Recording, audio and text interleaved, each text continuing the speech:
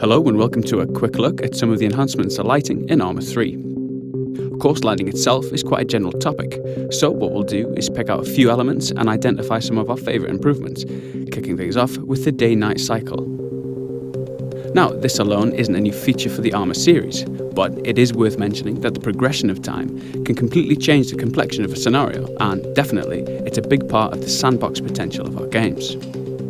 Something that is new, however, is the enhanced richness of the nighttime scenes. The improvement to the way the engine handles HDR has enabled us to overhaul the feeling of darkness in Arma 3.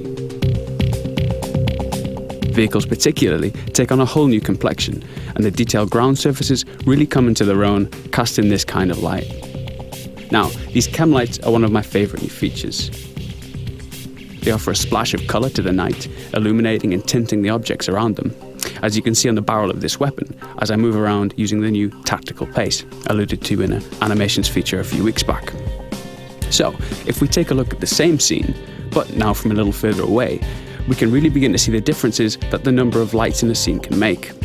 The flashing lights there are from a chopper, and the sweeping beam is its searchlight. Moving further out still, we're able to keep the whole structure of the airbase in the scene, which you might imagine is great for navigation or indeed acquiring targets. In our Stratus showcase, we saw a glimpse of the new muzzle flashes. Now let's take a look again, this time using something with a little more punch.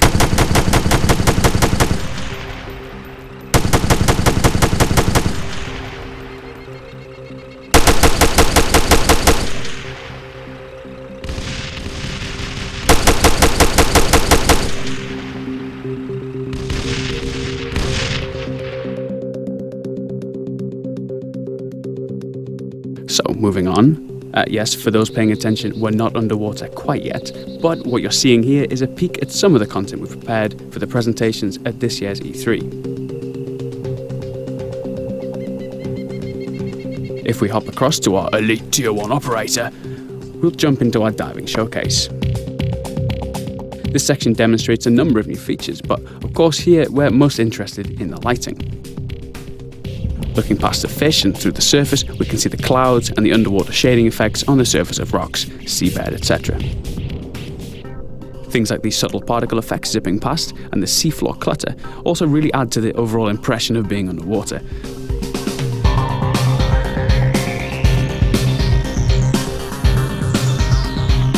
Okay, skipping ahead a little, we can spot some of the underwater mines. A wreck, a obligatory tuna fish, an SDV just to the left behind that rock, and of course some Op4 divers.